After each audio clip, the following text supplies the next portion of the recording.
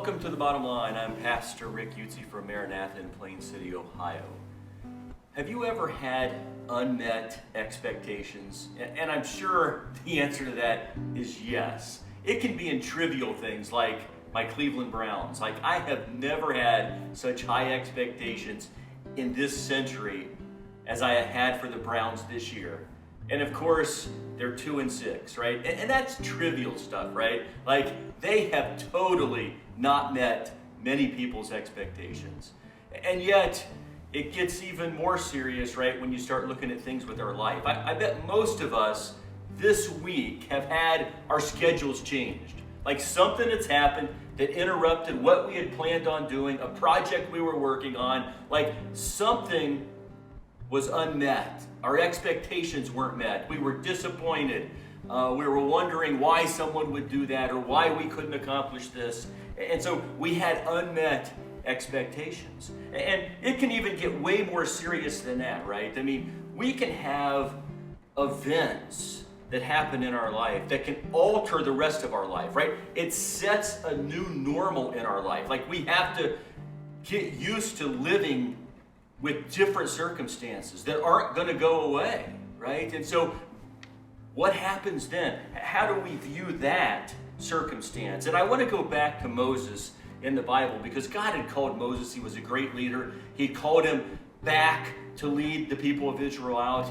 He says, I'm going to do great things. And he turned his staff into a serpent. And he said all those mighty acts that were going to happen through Moses by the power of God. And when Moses went to Pharaoh and told him about, hey, let my people go, God had told Moses ahead of time Pharaoh was going to harden his heart. And I don't know what Moses expected, but I don't think he expected for things to get worse for the people. And so here was Moses when the people came back and said, Moses, what are you doing? Like, you've made things worse for us since you got back here. And Moses goes and says to the Lord, why have you caused trouble for this people? Why did you ever send me? Ever since I went to Pharaoh to speak in your name, he has caused trouble for his people, and you haven't rescued your people at all. He's like, God, you didn't do what you said you were going to do. And God was like, well, wait a minute, Moses. You know, we could have come back and given all kinds of reasons and this and that.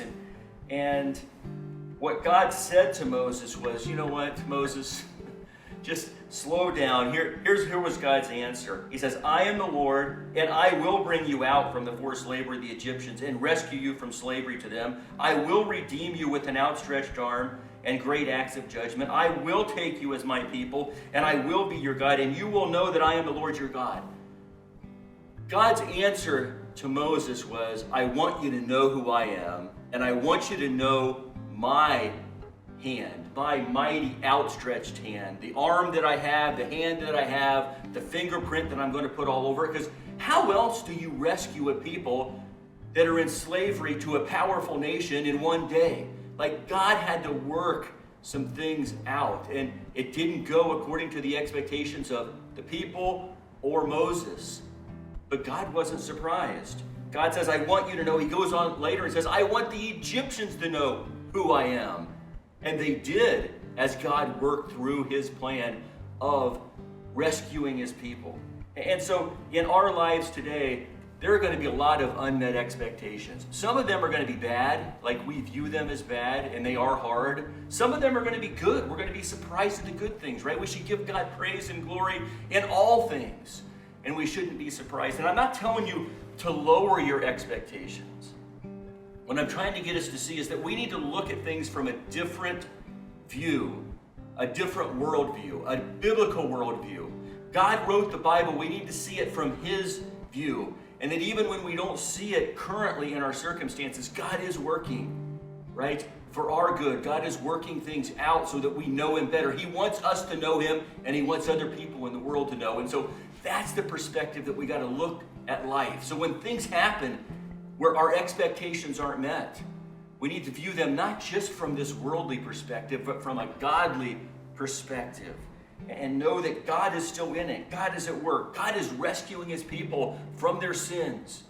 God has got great things set up, not so that we can flourish by the things in this world. Like, we know how to set expectations for retirement here in America. Like, people are setting things up, and I'm not saying it's wrong to plan, but you don't even know if you're going to make it there.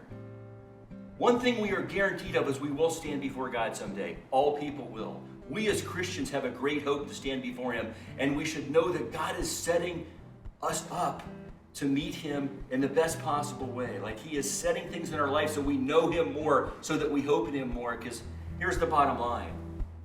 God wants us to trust Him with everything. And in order to trust Him, we have to know Him and understand that it's His way, His time. And in that, if we view it from that way, we know that God is always with us. And we can have joy and peace, as we even talked about last time, even in the midst of unmet expectations. Thank you for watching, and I'll see you next time on The Bottom Line.